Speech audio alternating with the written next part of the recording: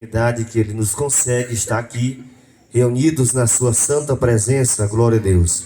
Ainda é cedo, 8h10, louvado seja Deus. Então nessa noite, irmãos, vou trazer uma rápida palavra de saudação. Já ouvimos bastante hinos, bastante louvores.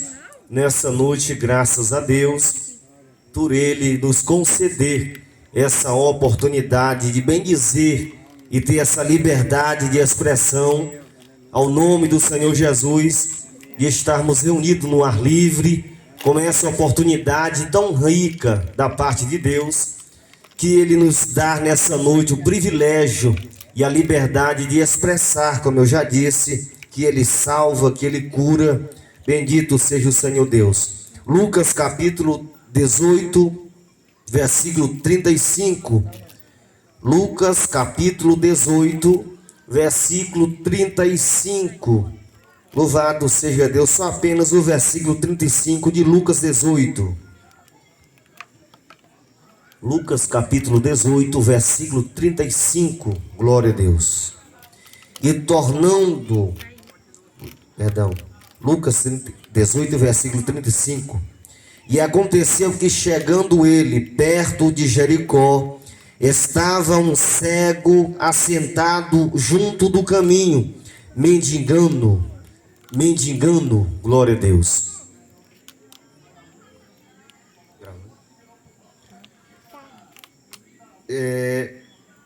Aqui nós iremos ser nessa noite no tema o cego de Jericó. Então nessa noite Jesus ele se encontrava em uma grande missão, em uma grande obra, e a Bíblia diz que uma grande caravana de pessoas que assim seguia, que assim acompanhava. A Bíblia diz que Jesus saía de Jericó, e no percurso da saída de Jericó, a Bíblia diz que vai ter um certo homem, e esse homem, a Bíblia expressa que ele era cego, e que ele vai perceber pelos seus ouvidos que ali passava, que ali era um grande movimento que estava acontecendo, pois ele, como cego, ele sabia do percurso daquela estrada de ida e de vinda, de vem e vai, e vai perceber que naquele exato momento era uma ida, era uma saída de pessoas que pronunciava, que adorava, que expressava uma adoração a um ser chamado Jesus. E ele vai se aproximar de certa pessoa, vai perguntar o que seria aquilo que estava acontecendo, essa pronúncia Jesus, e vai expressar que alguém vai dizer: é Jesus de Nazaré que vai passar nesse caminho. E a Bíblia diz que ele não vai perder tempo. Deixa só um pouquinho fundo. Ele não vai perder tempo, pois a Bíblia expressa que ele vai ficar na beira do caminho, na beira da estrada. E aqui a Bíblia expressa que a multidão passa, e Jesus passa também com a multidão. E ele aqui vai perceber que Jesus está saindo de Jericó. E ele está percebendo que a sua vitória, que a sua conquista, que a sua resposta, essa está indo embora. E ele vai perceber que a multidão de pessoas era a expressão de gratidão a esse Jesus. Ele também vai perceber que ele quer também na sua vida algo que seja realizado. Mas ele vai perceber que ninguém vai lhe ajudar nesse exato momento. A expressão dele aqui agora é abrir a sua boca. Ele vai expressar com a sua fala, com o seu grito, dizendo: Jesus, tem misericórdia de mim. Ele expressa na primeira vez, ele expressa na segunda vez: Jesus, tem misericórdia de mim. Na terceira vez, ele expressa outra vez, dizendo: Jesus, filho de Davi, tem misericórdia de mim. Ele vai atrás da multidão gritando. Ele vai gritando porque o seu grito é um grito certeiro de que esse ser chamado Jesus, ele pode ajudar a sua própria pessoa. Ele expressa: Jesus, filho de Davi, tem misericórdia. Ele vai atrás da multidão, sendo pisado, sendo assim prensado por todos aqueles que não queriam deixar Jesus ir, sem tocar eles no próprio Jesus, para assim receberem a cura, a ajuda que eles precisavam para a sua vida. E a Bíblia diz que esse cego expressa, pois era um cego, filho de Timeu. Ele expressava, porque a Bíblia vai mostrar na cultura que seu pai, ele deixou para si uma herança, e essa herança foi apenas uma capa, pois essa capa expressa que era o seu único bem precioso, e ele vivia de mendigar na estrada, de pedir esmola para as pessoas, pois a Bíblia diz que naquele exato momento, a ajuda que ele queria não era moeda, não era dinheiro. A ajuda que ele queria era que a sua vida fosse alcançada com um milagre na sua vista, pois a Bíblia diz que ele vai atrás da multidão. Jesus, filho de Davi, tem misericórdia. E a Bíblia diz que do meio da multidão, alguém vai repreender o cego, dizendo: cala-te, cego, pois o mestre não vai te ajudar. Pois a Bíblia diz que aquela palavra contrária, de tirar todo o ânimo de alguém que estava animado para receber algo na sua vida. Pois quando ele ouve uma frase de alguém da multidão: cala-te, cego, pois o mestre não vai te ajudar. Jesus, ele ia no meio da multidão, mas ele fez com que a multidão parasse e mandasse que um dos seus discípulos, ou que assim pronunciou que ele, Jesus, não ia ajudar, foi o mesmo que ouviu o próprio Jesus dizendo: olha, traga a ele a minha presença. E levaram ele à presença de Jesus, sem enxergar com os seus olhos, mas enxergando com o seu ouvido a multidão de pronúncia, a multidão de fala de pessoas.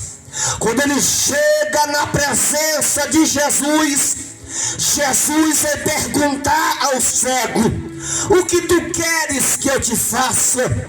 O cego vai dizer: Senhor, que eu torne a ver de novo. Jesus disse: olha, a tua fé te salvou.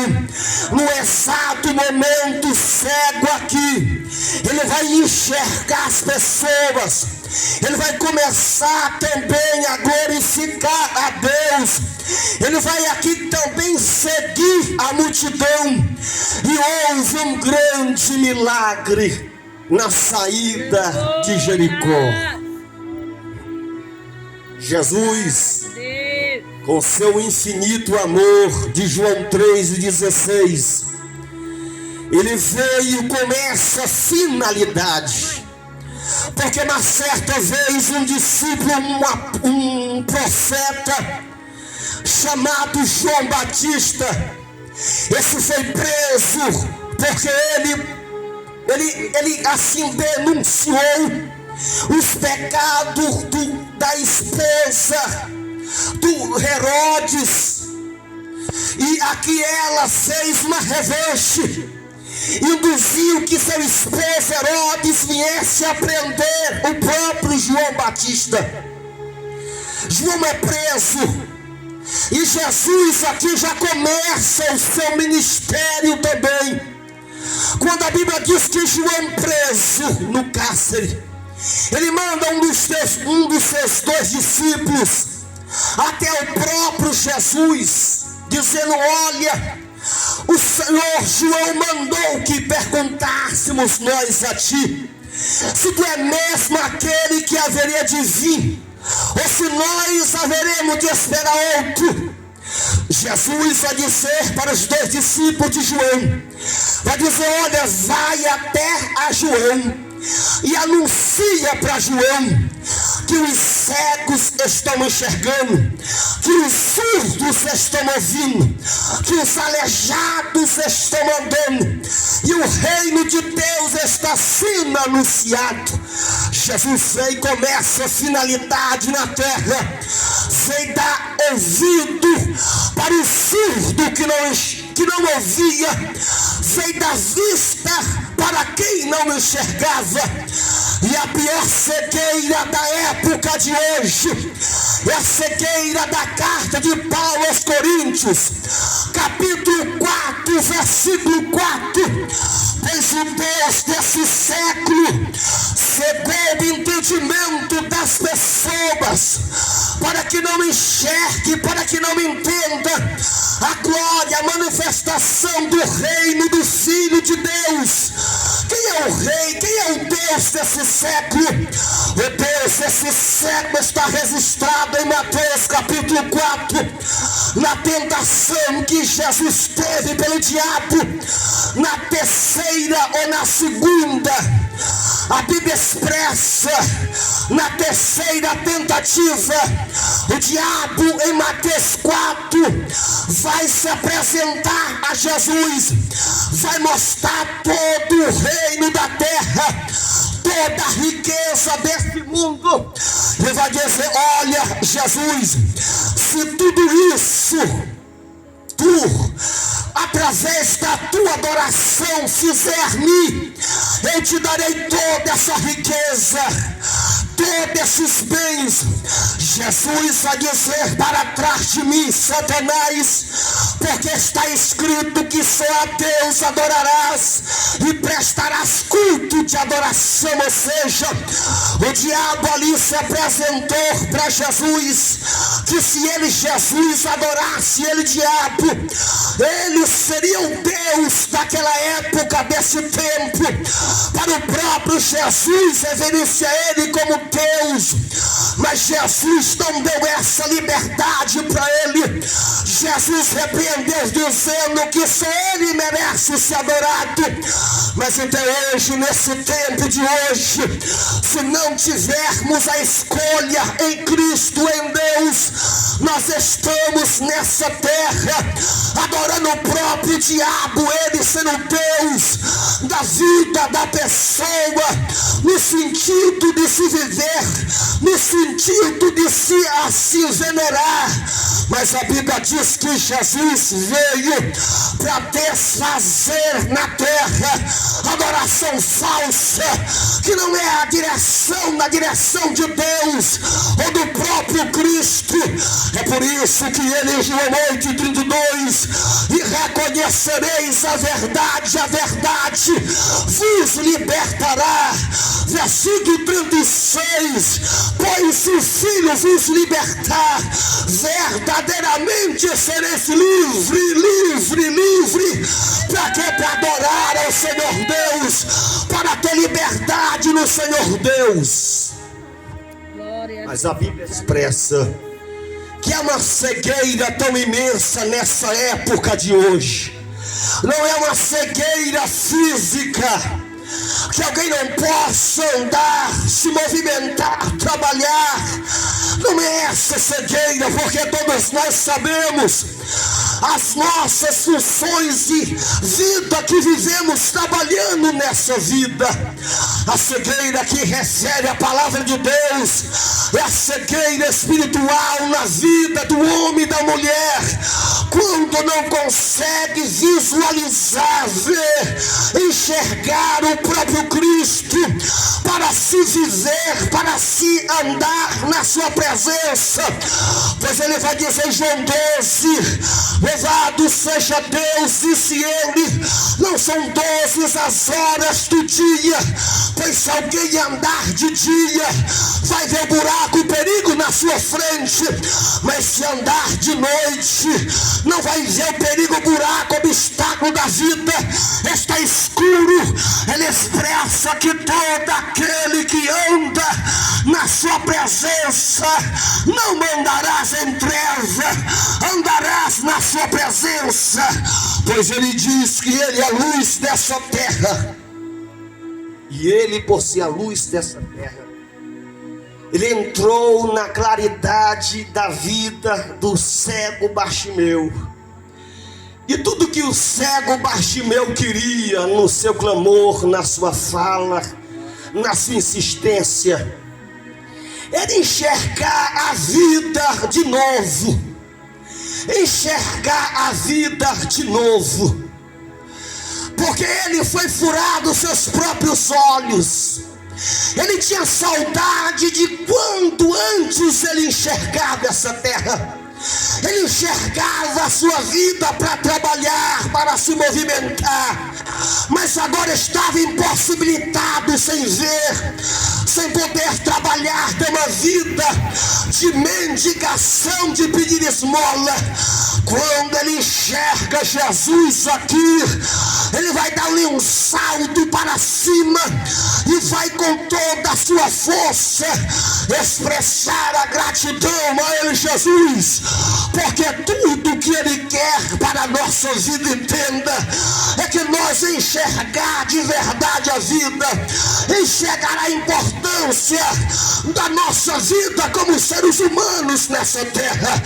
Quando Deus quer que enxergamos a vida verdadeira na terra, Ele quer que a nossa vida na terra venha viver uma vida de retidão, de santidade, de reverência a Ele que é Deus, que é santo. Então a vida, quando ela não está diante da presença de Deus, está ela embaçada à sua vista, está com dúvida,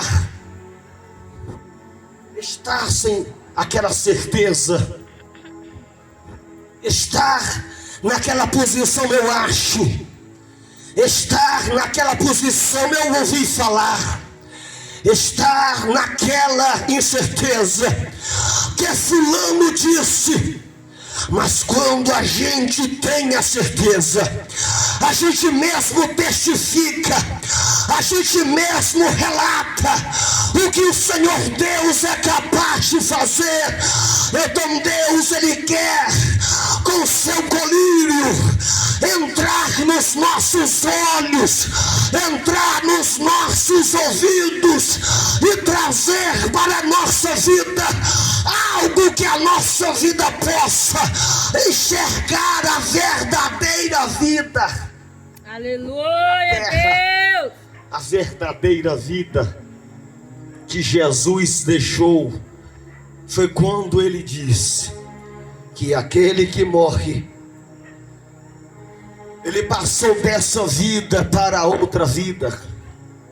O crente, não porque ele queira ser crente, ele tem uma visão tão imensa, tão comprida, que ele consegue ficar na terra, tendo essa visão do céu, tendo essa esperança que o céu existe, tendo essa visão de enxergar os benefícios de Deus, enxergar a importância de Deus. Mas Deus, Ele quer operar nessa terra, nesse mundo, porque Jesus é o médico dos médicos. Jesus veio curar, Jesus veio salvar, e eu tenho certeza que nesta noite Ele está aqui com exceção aberta para curar a nossa vida e dar para a nossa vida o que de hoje Ele não consegue se firmar no sentido da convicção, da certeza. Qual é a incerteza que vivemos nós nessa vida? Qual é a dúvida que temos nós de Jesus? Qual é o obstáculo ciclo que tem vindo para as pessoas dessa terra. Há um sentido de não se entregar para Jesus. Será se a dúvida e incerteza? Ou será se as palavras contrárias? Ou será se a tiração de ânimo? Quando você faz plano de dizer, olha, eu vou entregar a minha vida para Cristo. Quem sabe o desânimo chega através de falas e coisas e tira todo o seu ânimo, desestrutura toda a sua vida. Mas Jesus ainda ainda manda chamar para a sua presença quem quer que seja essa vida. Ele manda chamar para a sua presença. Ele ainda para e manda chamar para a sua presença. E ainda tem mais, ainda pergunta: o que tu queres que eu te faça? O que tu queres que eu realize? O que tu queres que eu faça na tua família? O que tu queres que eu realize no teu futuro? O que tu queres que eu realize na tua vida?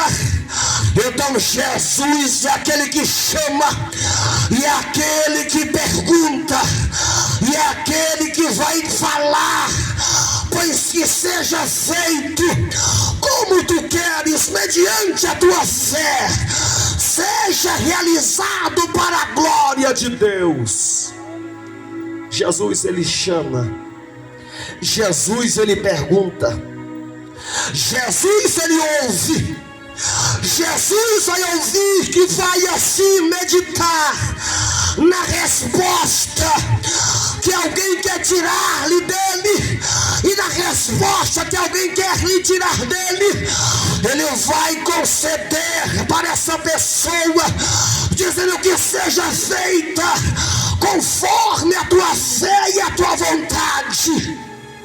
Ele chama, ele pergunta, ele ouve, ele vai responder, e ele vai ver gratidão na terra de pessoas em falar que Jesus é bom, que a sua misericórdia dura para sempre. Oh, aleluia. Ele chama, ele pergunta, ele ouve, e ele diz: vai ver novamente, vai ser feliz. Eu entro com a felicidade, com a alegria, com a restauração na sua vida. Ficamos em pé nessa noite. Quero convidar Naama para louvar.